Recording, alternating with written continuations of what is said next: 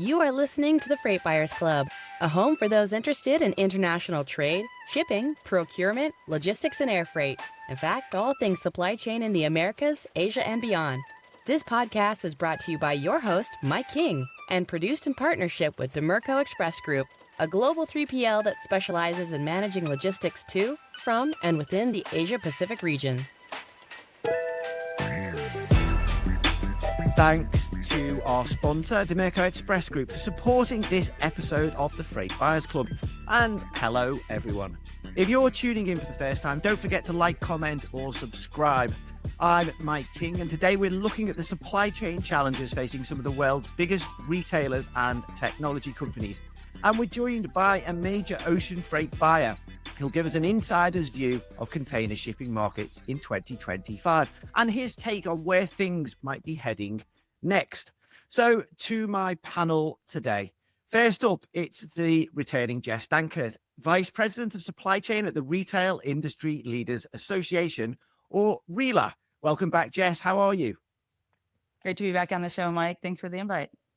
You're very welcome. And joining us as well is Ed Brzytwa, Vice President of International Trade at the Consumer Technology Association. And he's fresh back to the US, I believe, from a trip in Asia. How's it going, Ed?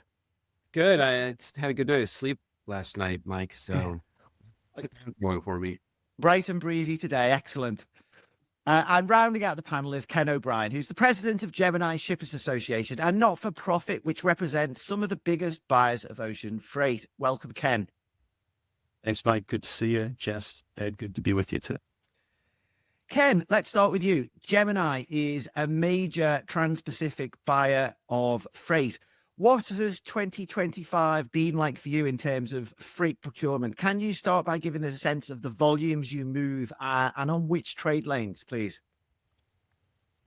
So Gemini Shippers Association has been a shippers association since 1984 when the Shipping Act started to allow them.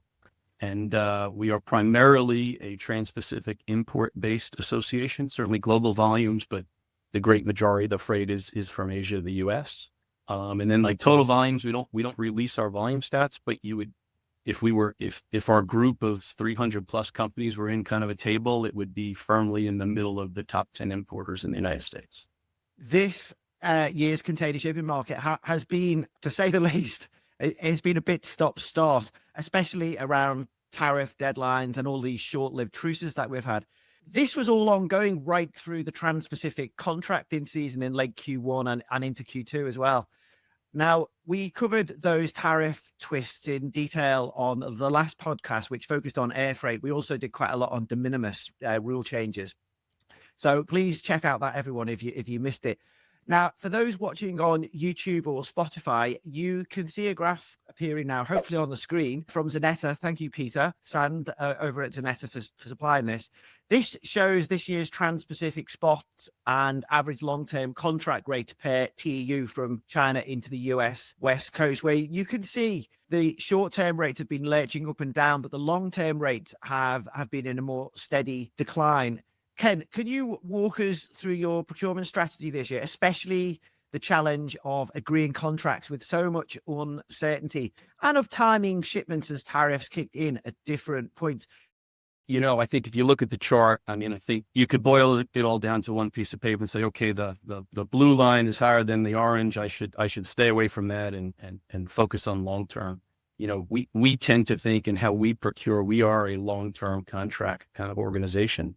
But that's not to say one's better than the other. I think it's more important that people go in with a strategy, period. And so when I think about that, you know, channel mix, you know, am I going to go short term, long term, use forwarders, direct contracting, use a shippers association? It really has to tie back to ultimately the customer's freight flow. And so things that we think about when we kind of advise companies on what to do and how we procure for ourselves, you know. Certainly there is price sensitivity. How do I need to be the lowest benchmark day to day over a cycle? Am I competing against, you know, one specific, you know, competitor? Seasonality, a big piece of it. And so, you know, direct contracting is really about 52-week a year, you know, rates, but 52-week year cargo flows. And so if you don't have that, you're going to be forced into that spot rate channel. And so, you know, for us, you know, the hard part this year, of course, is We came off second half of, 24, 10 million, boxes imported, super strong half the year, a very strong Q1. But of course, looming tariff news and unknown tariff news.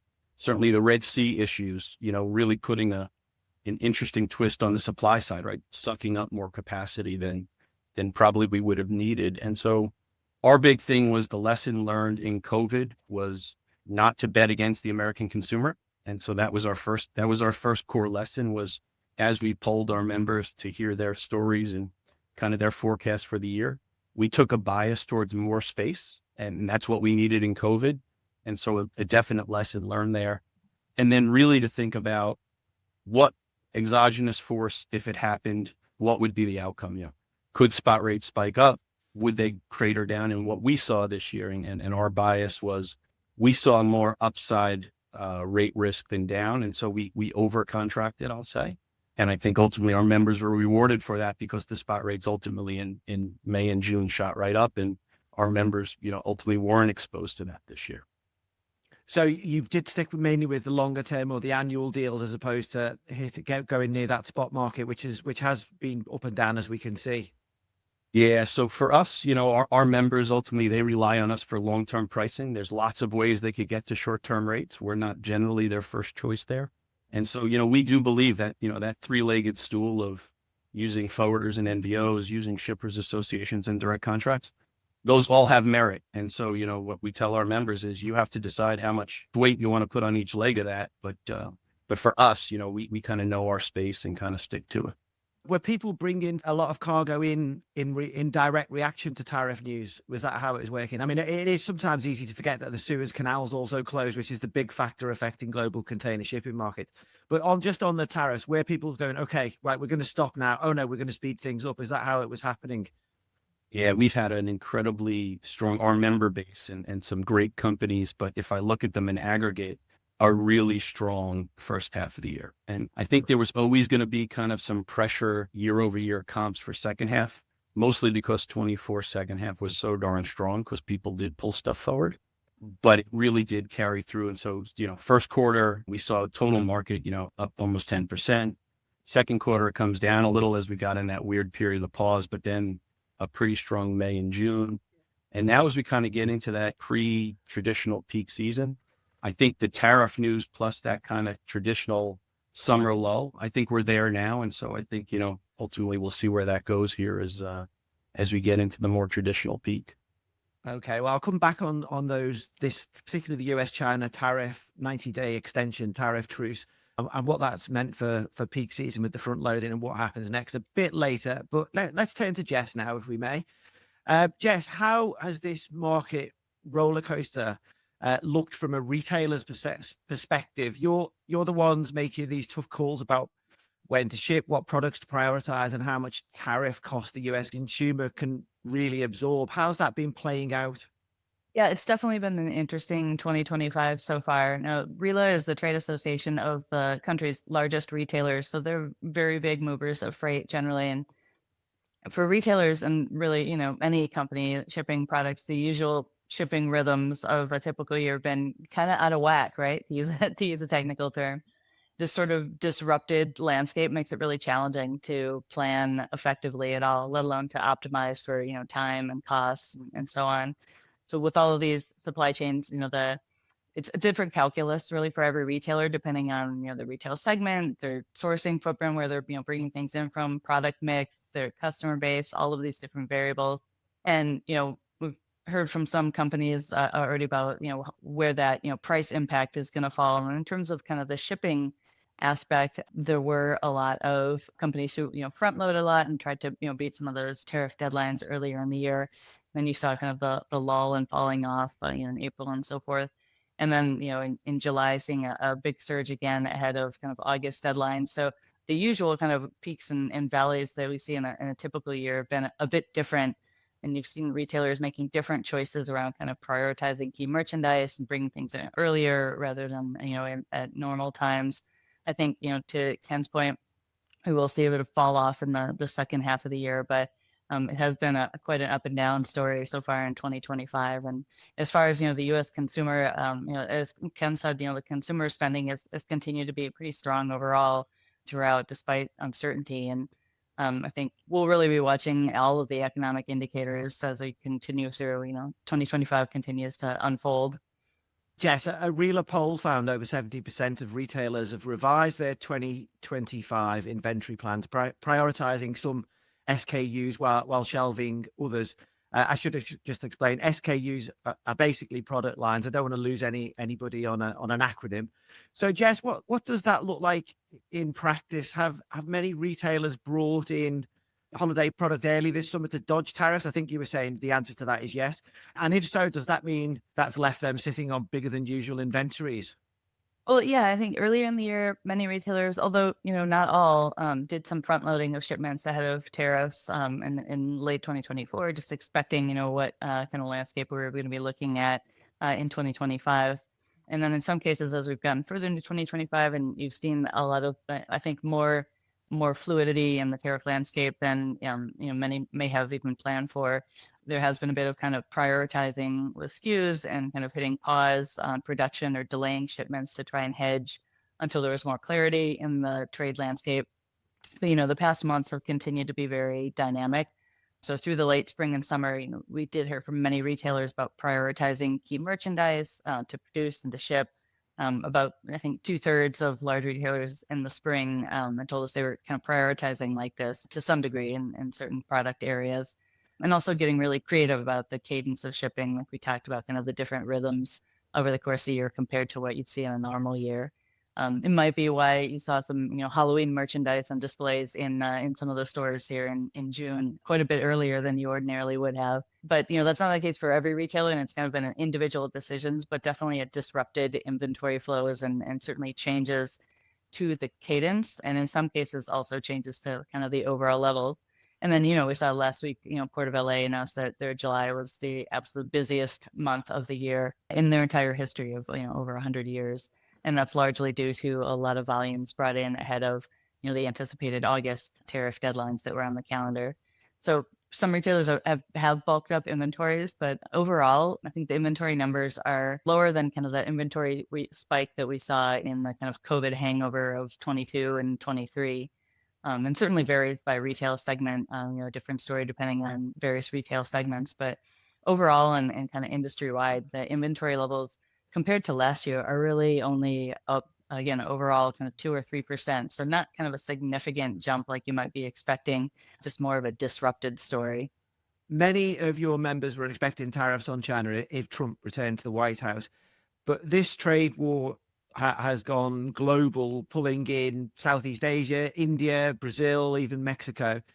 That must make any sort of long-term planning really, really difficult or maybe impossible. Yeah, I think, most people plan for some trade shifts with the new administration. I think that was very much widely anticipated. I think a lot of people were surprised maybe by the scale and speed of the administration's tariff announcements. Certainly the last several months have featured a really dynamic trade landscape, frequent changes to tariffs and timing, and definitely operationally it's been challenging to optimize supply chains in that kind of shorter time horizon that they're looking at. Companies and supply chains really need more certainty and more clarity down the road to really effectively plan for those long times. Just more predictability. For retailer BCOs, I think, in transportation markets, that's really translated to a lot of stops and starts, like we've been talking about, with production and at origin ports, and kind of a choppy sort of flow compared to what we would ordinarily be experiencing. A lot of question marks about ocean capacity and Blake sailing, congestion at origin ports and transshipment points.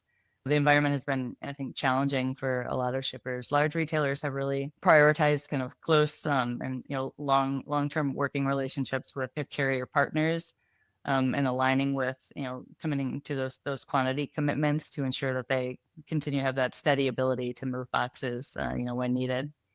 Thanks, Jess. Ed, the Consumer Technology Association represents a $537 billion US industry supporting over 18 million jobs. How are your members adapting to this I was going to say policy whiplash, but maybe we're talking about multiple whiplashes. Is that a better description? It's constant whiplash, Mike. You know, tariffs on and tariffs off. It's difficult for a lot of our members to grapple with, particularly our small business members. And, we have 1,200 plus members, 80% of them are small businesses and startups. So when we spend time talking about tariffs with our members, we have that set of our members in mind because they use us predominantly to understand what is happening. They might not use any other association but CTA. So our industry faces, I think, more uncertainty than most, mainly because there's another set of tariffs looming in the background. It's not just these country-specific tariffs under the International Emergency Economic Powers Act. It's the Section 232 tariffs that the president has used again and again on a national security basis. And so we're concerned about the semiconductor tariffs because those could not just impact semiconductors, but downstream products containing semiconductors. And we don't know what the scope's going to be. The president's throwing out rates of like 100%, 200%, 300%. We don't know what this is going to look like. And that could cause even greater dislocation in the marketplace. Yeah, and of course, when you're looking at things like machinery, steel, aluminium, a lot of these imports, semiconductors you mentioned there, if you were going to relocate manufacturing back to the US, that becomes awful expensive if all of those inputs have got massive tariffs on them. It's hard to see when that rebuilding period would be. Is that something that's come up, Ed? I know you've been over in Asia talking to manufacturers and trade leaders. What's the view over there on Washington's new tariff playbook? I mean, they're just as confused as the rest of us, right? They don't know what tomorrow is going to look like. You mentioned steel and aluminum. Just this week, the Bureau of Industry and Security announced that a whole new set of derivative products, over 400 HTS codes, would be subject to the 50% steel and aluminum tariffs under Section 232. And BIS will run another inclusions process again for steel and aluminum in the future. So that our trading partners are looking at this like, when is this going to stop? And they're going to do this for copper. When they roll out the other 232s, they'll probably have inclusions processes. So the umbrella of tariffs is getting larger and the stacking of the tariffs is getting more complex. Yeah, it's getting really complex, isn't it? I want to come back to some of the legal battles about how these tariffs are implemented in a moment, but let's just take a short break here. This podcast is proudly produced in partnership with Dimerco Express Group, a trusted provider of global shipping and contract logistics services in Asia, Europe, and North America. Dimerco's particular strength is in Asia, where it gives shippers the freight capacity and local market expertise to streamline freight movements to and from the region, particularly for Transpacific lanes. With 130 forwarding and logistics locations across China, India, and Southeast Asia, Dimerco connects Asia with the world like no other global 3PL. You are listening to the Freight Buyers Club. Welcome back. Ed, you spent over 6 years at the Office of the US Trade Representative. Can you explain that legal situation I referenced there? There's a lot of legal challenges going on to these tariffs, aren't there? There are. I think there's at least 9 cases that have been brought by various plaintiffs against the IEEPA tariffs and also de minimis. And some of these cases are further along the road than others. So I will speak to 2 of them that are in front of the Federal Circuit, which is the U.S. Court of Appeals for the federal government. And just recently in July 31st, as a matter of fact, there was a hearing. Oral arguments were presented at the Federal Circuit for 2 of the cases, Voth Selections and the state of Oregon plus 11 other states. And the Federal Circuit, this is an en-banc hearing where you had all 11 judges present. And so that means that instead of just a subset, it's all the judges in the Federal Circuit. So they're treating this very seriously. And I was in the room for those oral arguments. And what I heard was a lot of skepticism of the government's position that the statute, the International Emergency Economic Powers Act, allowed for the imposition of tariffs. Somehow, when the Congress passed that act in 1974, without even saying the word tariffs, that it allowed the government to use tariffs in that statute. Up until this president, that statute has never been used. to impose tariffs. So again, lots of skepticism of the judges on the part of the government's position. That leads to vacation of the tariffs is another matter. I think that the Federal Circuit will rule at some point as soon, perhaps even in September. But one way or another, this case is going to get appealed to the Supreme Court, and that could be on a fast track this fall. The one thing I want to emphasize, Mike, is for anyone who has paid tariffs under IEEPA, whether it's IEEPA fentanyl tariffs or IEEPA reciprocal tariffs, document your payments. Document your payments, because if these tariffs are vacated, you might get a chance of a refund. I'm going to come back to those refunds and what that might mean for freight markets, in fact, in a moment. But just, Ed, I presume that obviously you're in the room for all of this. You're lobbying hard. Can you give us any sort of a better sense of what you think might happen when? Sure. So CTA, we actually submitted an amicus brief along with the U.S. Chamber of Commerce at the Federal Circuit in support of the plaintiffs' cases. So we felt very strongly that we had to do this because we've said that the tariffs are illegal. And, I think the government is working very hard to suggest that if you get rid of the tariffs, it's going to be economic calamity. They even sent a letter to the Federal Circuit that said there will be massive job loss and economic dislocation, and we won't be able to pay back all these investments that our trading partners are making. It was, I would say, very hyperbolic, but in reality, what we know that importers are paying those tariffs. It's not other countries that are paying the tariffs. And so they've been bearing the brunt of it. The economic data is showing that the absorption of the tariffs so far has been by U.S. firms and then, to a certain extent, consumers. But that may change over time now that we have these new tariff rates in place at higher levels. And if there's more 232 tariffs rolled out, you might see more pass-through, perhaps, from importers all the way down to consumers. So it's a bit of an uncertain situation economically. Jess, retailers are also pushing back. What's your sense of the legal case? And is anyone in the White House actually listening? Yeah, well, I mean, I'm not a legal expert, and I think I did a great job kind of covering that aspect. And certainly there are a number of cases, as he said, currently kind of churning in the legal system by various small businesses and other parties. So we'll be certainly watching the outcomes of that. And, the fact that it probably will go to the Supreme Court. And in the meantime, kind of still trying to plan with the information that we have while looking ahead to what that future state might be.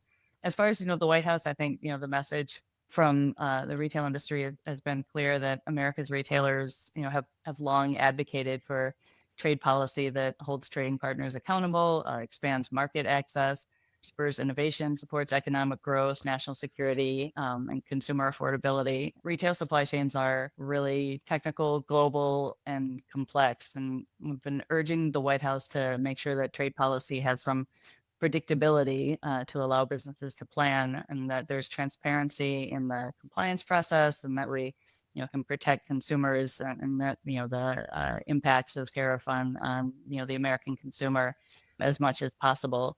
So watching all of certainly the legal cases, but I think the message to the administration is really around how we can preserve American businesses and protect the American consumer, long term, and the need for kind of a predictable and clear trade policy going forward, so that businesses can plan according to that. Just on what Ed said there, this is a bit of a crystal ball question or a what if. Say, for example, the Supreme Court rules against IEEPA tariffs in early 2026, as some say it could do. Refunds are estimated to likely top $100 billion, assuming everyone keeps all their paperwork. So there's a good message out there for you from Ed. How would the sudden end of tariffs and massive rebates reshape supply chain strategies? Jump in as you feel fit. I mean, look, I think it would be a boon to the economy if there was refunds, because these tariffs have been a burden. It's not just the tariff payments; it's the uncertainty, it's the burden of compliance. But then again, the administration is going to respond with other tariffs because they want to keep in place their deals that they've been trying to negotiate. I'm quote unquote deals because we haven't seen a lot of the documentation of these deals yet. But they believe in tariffs and the power of tariffs to enable more manufacturing in the United States and to create more economic independence from global markets. So in other words, autarky. So no matter what happens with these tariffs, IEEPA tariffs under the Supreme Court, if they actually get to the Supreme Court, there will be more tariffs in the future because that's what the administration wants to do. So get used to chaos. Jess, Ken, do you want to come in on that at all about the rebates?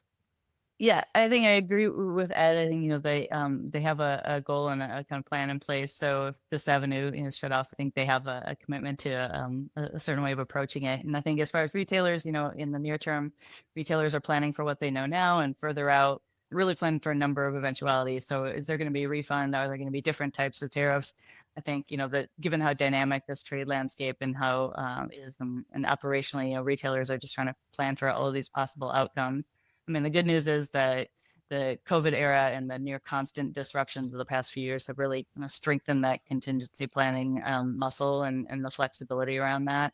So I think, and in particular, when you're asking about kind of what does that mean for kind of the sourcing landscape and what countries, companies are sourcing from, I think the tariffs are one of the data points in that calculus, but not the only one. So large retailers, continue to reevaluate that sourcing footprint and look at different scenarios and build those supply chains to function even in a disrupted environment, and come what may with tariffs and court decisions and so forth down the road. Again, it just goes back to that kind of unpredictability and lack of certainty that makes it really challenging for any U.S. businesses to plan. Mike, can I add one point here? In the overall scheme of things, one of the administration's goals seems to be avoiding too much Chinese content in products. And they're imposing this 40% transshipment rate. And it's not just products directly moved through third countries. It's potentially products where there's a high percentage of third country content. And I think their goal here is not a high content coming from a Southeast Asian country or, a European country. It's really about China.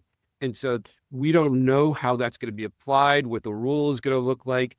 But this is something that all our member companies are looking at and trying to prepare for, because it's really hard to get rid of inputs or raw materials that start off in China and ended up in a third country.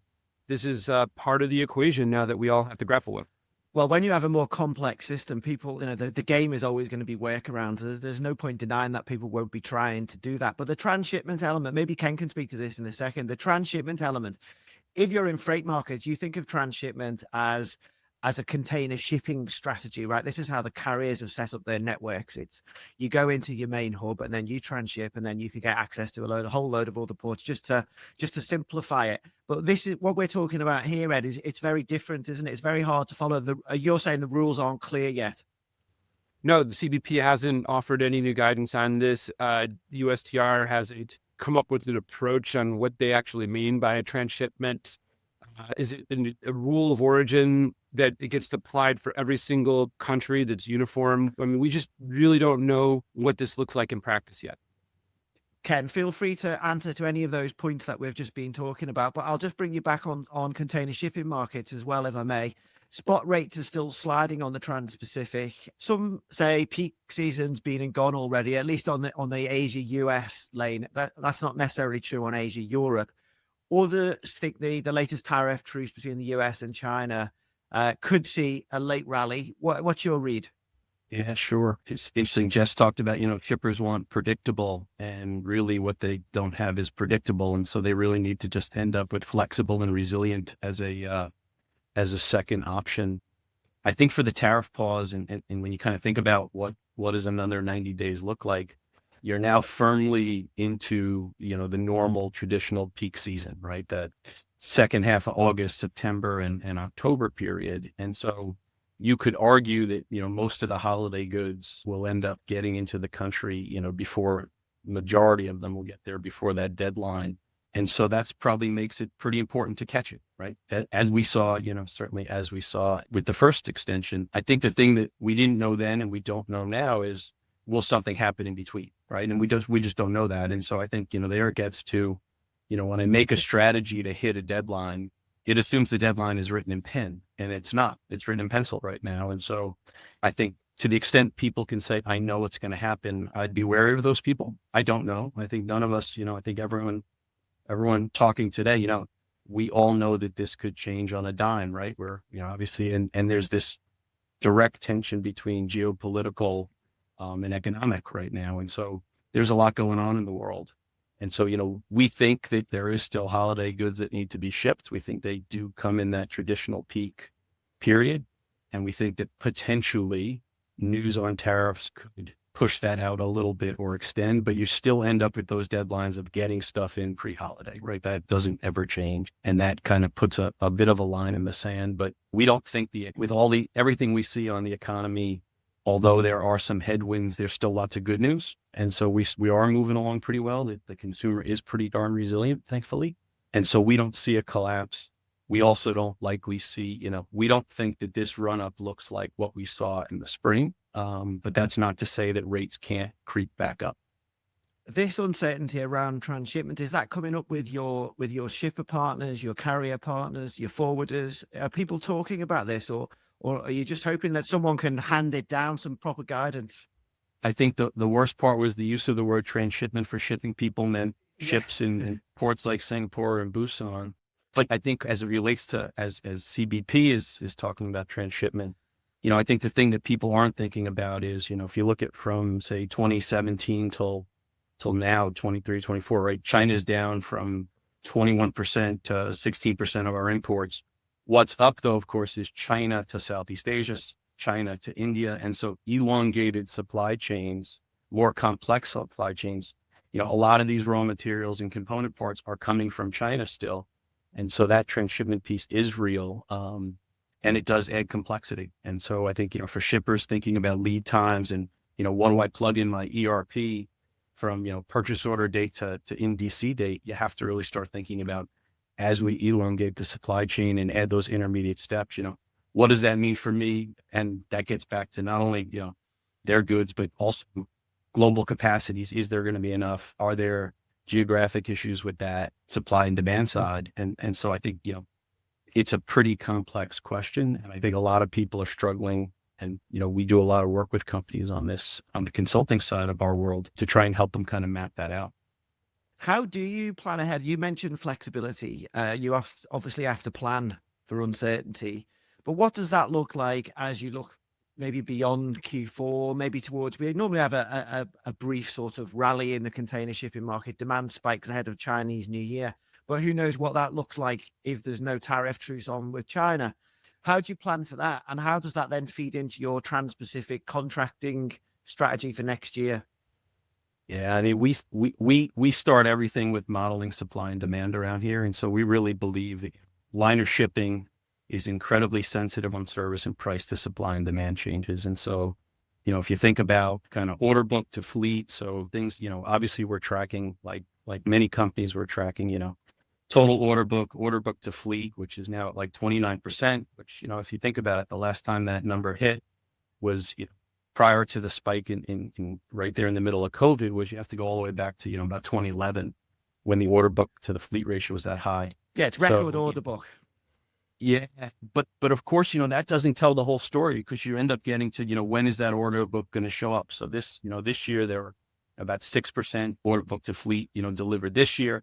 It drops down next year. It's about 4%, and then it goes back up to 6%. And so when those ships appear, we all have to accept the fact that probably, somewhere between 6 and 10% of the global fleet is tied up with ships running around Africa versus going through the Red Sea and the Suez. And so that could instantly put a supply increase in. We don't think doesn't sound like that's going to be a near-term thing that happens, but it will happen invariably at some point. And so, we really think about modeling out the supply demand side.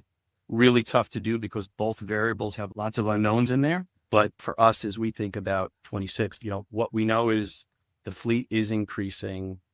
We don't necessarily see, if you think about GDP to trade growth ratios, you've kind of been in this 1 to 1.5x kind of band for the last number of years. There's not a lot that says there's a massive oversupply next year, other than the Red Sea opening up. But there's also nothing that says excess supply, right? It's really going to get tight either. And so, with those 850 ships coming over the next 4 years, it looks like there's a bit of a balance with maybe a bias towards oversupply until the Red Sea opens up. And then it looks like it certainly tilts back to an oversupply for the most part. I will be doing a deep dive on container shipping, but yeah, it's a very interesting market. It's sort of been relatively tight since the Red Sea closed, but if you look at that massive order book, and then if you look how much capacity is tied up, not going through Suez and going around Southern Africa, that market could change very, very quickly. But then you have to, set that aside against the carriers have learned some lessons from COVID. There's a lot of ships out there that could be scrapped. So plenty to keep an eye on. Let's finish by looking a little further ahead. Jess, what does the retailer of the future supply chain look like in this new tariff world? Are we moving towards permanent diversification, or will costs eventually push business back to China? From a sourcing footprint and diversification standpoint, tariffs definitely have an impact and can be significant. However, they are just one of multiple data points in that retailers' sourcing calculus. Regarding China specifically, the reality is that overall, many retailers had already been diversifying away from China for years before the current administration, for multiple reasons. Apart from tariffs or anticipated tariffs, including cost, political climate, development of other sourcing options, and so forth. And to Ed's point, I think it brings up an interesting question as you see more of China shifting into other nations, what the true kind of China content of something is. As for the retail supply chains of the future. We talk a lot about that. I realize it's a big theme in our annual Link Retail Supply Chain Conference. We're having a lot of these conversations. I think apart from tariffs, even modern supply chains are diversified already. I think it's just a part of survival in this kind of current geopolitical context. And these modern and supply chains of the future are very technologically enabled. Assisting with a lot of these contingency planning that we talked about and putting data to work for building those supply chains. And these supply chains are really built for to Ken's point, to feature responsiveness, flexibility, resiliency, and especially given the frequent ongoing disruptions, whether those are trade related, geopolitical, weather, climate related, armed conflict, otherwise, whatever the particular disruption of, the day is. Leading retailers are always going to, find a way to adjust and adapt the supply chains to ensure that their customers get the products that they need and want, where and when they need them. Ed, for tech companies, do you see innovation in supply chains? I'll throw some ideas at you: digitalization, nearshoring, AI-driven procurement, bringing it home, reshoring. Take your pick. Could any of that offset the pain of tariffs, or will policy always trump strategy? Sorry, I've just thrown that one in there. Yeah, pun taken, Mike. But you're making a great point on how companies are using technology in their supply chains and in trade in general. So we are diving into this space on trade tech, and we think there's a lot of really great innovations happening in this space, and we're trying to identify the companies that are on the leading edge, whether it's using generative AI, like you said, digitization. I mean, look, just the digitization of trade documents is just an important phenomenon, and getting rid of the paper and moving towards a paperless system. I mean, we've been talking about this for decades now, but I think it's really happening at the moment. And what I'm also hearing from companies is that they are trying to lean in to the use of artificial intelligence in terms of identifying risk, mitigating that risk, looking at their forward planning. I mean, all of this is a very exciting space, but in many ways, the tariffs and the uncertainty of the tariffs and the complexity of the tariffs is forcing companies to use this technology to reduce their costs and mitigate their risks. So I feel like this is an exciting time for trade tech, but I personally would rather have less tariffs than more tariffs, because this is not good for business, and it's not good for small businesses in particular and startups. Ken, if tariffs are rolled back tomorrow, would buyers like the type of companies that Gemini represents, would they go back to old sourcing patterns, or are the changes of this year and maybe also the first Trump presidency, are they now set in stone, baked in? Take your pick. I think you definitely have to see, and you kind of look at our, use history as a guide for the future. I mean, we definitely saw some migration back to China, but the general bias after the first set of tariffs in the first Trump presidency, it mostly stuck. And I think, that idea of diversifying the supply chain is embedded. I think COVID also really changed the way we think about risk. And so it wasn't something that people hadn't really thought this through necessarily as to how disruptive it could be. And so I truly believe that, we won't see a complete rollback. But I think it depends on the circumstances with each individual partner the United States is negotiating with. Our position has been, if you're going to use tariffs, make sure it's leveraged to address barriers to trade in other markets, whether it's tariffs or non-tariff barriers. And if the country makes meaningful commitments to reduce those barriers to trade, to eliminate them, if that actually happens in practice, there needs to be reciprocity on the U.S. side where they're reducing the tariffs in order to create a stronger and more durable relationship. That's got to be the dynamic. And what we're seeing right now is tariffs as a permanent fixture and more tariffs coming down the road. This is not good for business. And the other thing about the diversification argument is that China right now is in somewhat of a driver's seat with this 30% tariff rate. I mean, obviously you have Section 301 tariffs and other tariffs on top of that for certain products, but it's causing companies to rethink, well, maybe China looks better. Like if you're a company and you move your production to India and India is getting a 50% tariff or even higher, that doesn't look good. You got penalized for making that decision, or Vietnam, or there's further tariffs on products from Vietnam, which has a 20% IEEPA tariff. It's so hard for a company to actually say, here's where I want to source from or produce when you've got this constant uncertainty. So my biggest takeaway is if you're in the rest of world and you're not in this set of 68 countries, you only get 10%. Rest of world looks like a great opportunity at the moment. Thanks for finishing us up there, Ed. That's it for today's episode. If you've enjoyed it, please do like, subscribe and follow, which leaves it just for me to say, Jess Dankert, Vice President of Supply Chain with the Retail Industry Leaders Association, Ken O'Brien, President of the Gemini Shippers Association, and Ed Brzytwa, VP of International Trade at the Consumer Technology Association. Thanks for joining me today on the Freight Buyers Club. Thank you, Mike. Thanks for having us. Much gratitude to Karen Ball and Tom Matthews for all their production guile and skill. And thanks again to Dimerco Express Group for sponsoring this episode. We'll be back soon. I'm Mike King. Thanks for listening to the Freight Buyers Club.